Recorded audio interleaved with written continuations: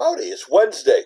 Our U.S. history lesson today, we're going to take a look at the culture of the 1980s, especially the movies. I took a look at your assignments, went through them, and I kept a running tabulation of the movies you thought were the most important movies of the 1980s. And quite interestingly, across a lot of your projects, I saw the same movies again and again and again. And these are movies that if I ask you about, you all will have said, yeah, I've seen them. But there's something about these movies that were important back then, but they have a staying power to now. Some of them there were, sequels made, others not. But these movies were really important to the people in the 1980s and for different reasons. So let's take a look at it. Any guesses right now what you kids think the number one movie that you guys picked of all the assignments, all the projects, of all the classes? Which one of the 1980s you think got the most votes? Back to the Future. Back to the Future came out in 1985. Michael J. Fox plays a kid who with his weird scientist friend, Christopher Lloyd, is able to drive a DeLorean back in time. And he has to go back to the 1950s and obviously change what's going to happen. This is a good reflection. A lot of the movies of the 1980s that were really big were movies for kids with kid actors, kid themes. There's a lot of them from the 1980s. You're going to see that way. But Back to the Future, again, is one of those movies. And of course, there's going to be sequels to it, but the best is the first one, Back to the Future. Ferris Bueller's Day Off. Wow, a lot of you guys picked this one, and it's true. Again, another kid. This one, it's about a guy, Ferris Bueller, who's going to play, hooky from school, and it's kind of a gentle teen rebellion. I classify it as teen rebellion for the suburbs. And in this movie, Ferris and his friends have all these adventures in Chicago during the school day. Again, this is another one of those movies for kids. A lot of these movies that we're going to talk about in here today focus on kids. And again, this is kind of a gentle one. I mean, he's not vicious or anything like that. But Ferris Bueller's Day Off had the second most votes. The Breakfast Club. Again, if you're talking about kids' movies of this era, this is what most people do. And I like to show a censored version of this in class. If we wouldn't have COVID, we would have watched it. The actors are called the Brat Pack actors. The director was John Hughes, but Molly Ringwald and all these other actors are going to be in a bunch of movies like Pretty in Pink and other ones, and they're collectively called the Brat Pack. But the Breakfast Club is really important for the 80s because it takes a cross section. It stereotypes the jock, the thug, the smart kid, the beauty, the queen, or I mean the popular kid. And they take a look at their problems and how they all have problems relating with their parents and stuff. So the Breakfast Club is big. So let's take a look at the first three again. Back to the Future, Ferris Bueller, The Breakfast Club, all three what I would classify as kid movies, teen movies. Ghostbusters. I was really happy to see that a lot of you voted for Ghostbusters because how can you not like Ghostbusters? Bill Murray, Dan Aykroyd, come on. Harold Ramis. And there's so many lines today, even from Ghostbusters. Now, Ghostbusters, there was a sequel, and then recently there's been another making of it. But it's one of those things where it just kind of, there was something about it. It was a unique concept. The first one was the best one, obviously. Funny, I mean, made a lot of money, but it was a genre. I mean, there were all sorts of toys and stuff for Ghostbusters. There were I think I still have some over there. Oh, crap, in the closet. I have to look. My own, I had one of those little, the Ectomobiles and stuff like that. But Ghostbusters was another big movie. This would surprise me.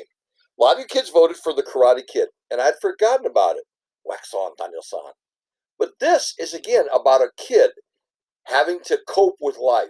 It's about a kid trying to fit in and a bully standing up to the bully. And, of course, Mr. Miyagi, a mentor and kids looking for an adult to see something in them to help them out. I mean, again, another youth movie of the 80s. And it's kind of come back just recently. I've seen there's commercials with the bad guy in that from Cobra Kai has been doing commercials now for Koala Kai. So it's a touchstone. People kind of remember the 80s from the Karate Kid. This one, though, was one of the highest grossing. I mean, they sold a ton of tickets. E.T. the Extraterrestrial.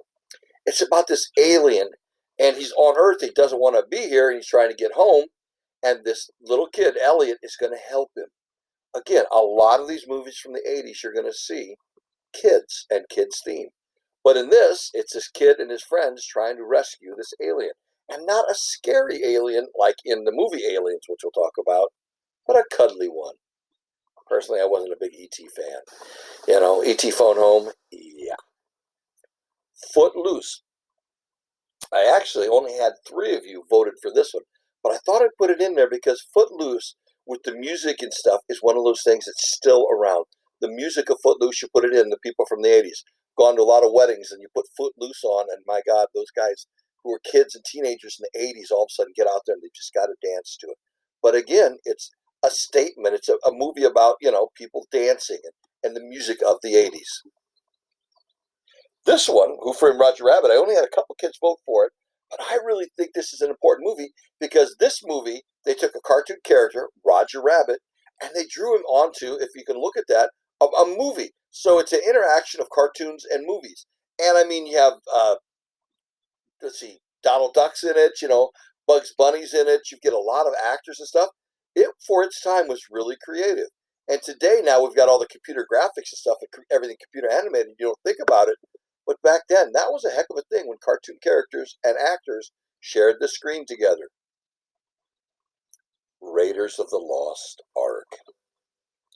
This one had a lot of views. I made a lot of votes from you guys. A lot of you guys put this one in your project. It was big. This, I mean, Indiana Jones becomes a phenomenon. There's going to be 3 movies made then. Since then, they've made another one. But Raiders of the Lost Ark is still the best. Though a lot of people say third one, Last Crusade, is just as good because it's got Sean Connery.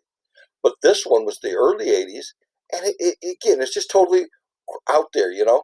And if you've never seen Indiana Jones and Raiders of the Lost Ark, you probably ought to watch it. It's a pretty good movie. It's got a lot of weird stuff in there, you know. Anytime you defeat the Nazis, kids, it's got to be a good movie. Top Gun, they're remaking this, but Tom Cruise in Top Gun, a Air Force pilot who out there, you know, is putting it on the line at the same time he falls in love. And so it's a love story as well as an action movie. Again, it's coming back. Top Gun was a very big movie. Schwarzenegger, the Terminator. Wow. A lot of you kids had Terminators on your thing. And think about it. There's going to be different movies. But the very first one, I mean, and just the concept, the Oddly Bach and everything, it really caught people's attention.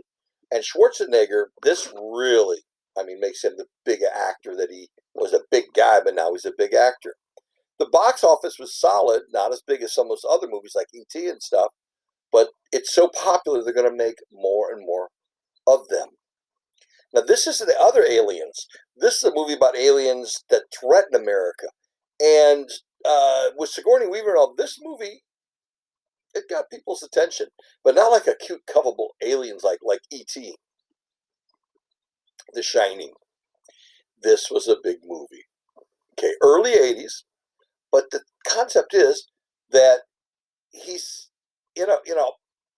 he's basically what we're all right now. He's closer. He's quarantined. He's in this hotel in the winter up in the mountains by himself, and he goes crazy. Jack Nicholson goes crazy as you watch this thing.